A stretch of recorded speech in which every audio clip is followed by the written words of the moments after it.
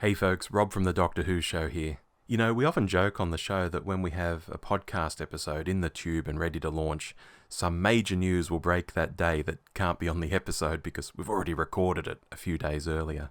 But now that we have the YouTube channel running here, basically replaying an edited greatest hits of years past from the podcast feed, I thought why not use it to also talk about news we haven't done on the show. So here we are today with a podcast about to drop on the podcast feed, and images and footage of Ncuti Gatwa's Doctor Who costume, and of course Millie Gibson's Doctor Who costume too, have just broken, and we can't include it on the podcast. So let's do it here. There are so many things to say, but I'll try and keep it brief. First, Ncuti's costume. It's far more traditional than it looks at first glance. The boots, in a darker shade and more beat up, come from Matt Smith's look. Indeed, Peter Capaldi wore similar boots in a patent leather. The pants could be worn by Sylvester McCoy, and no one would notice. And the coat? Well, it's Tom Baker-ish. Indeed, he wore one in real life, getting engaged to Lala Ward.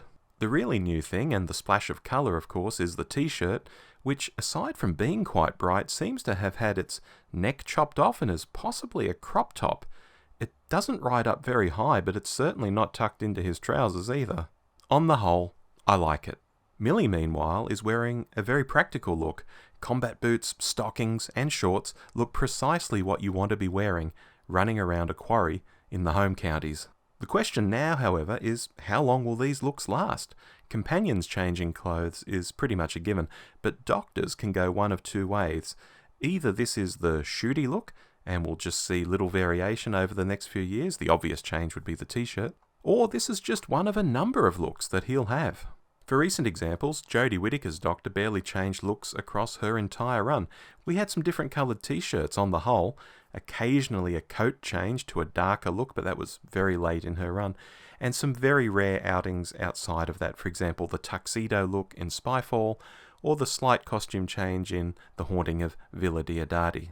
Peter Capaldi, meanwhile, made a big show and dance out of his initial costume with the Crombie coat and the cardigan and such, but was soon in different jackets, hoodies, waistcoats, trousers, and so on. Personally, I'd like to see Ncuti mix it up a bit and not just define himself via a series of different coloured t-shirts. The guy strikes me as a bit of a clothes horse. I think he could wear anything, so it'd be a crime for him to be stuck in one look for years on end. Anyway, what do you think of the new costume? Why not let Dave and I know down below in the comments?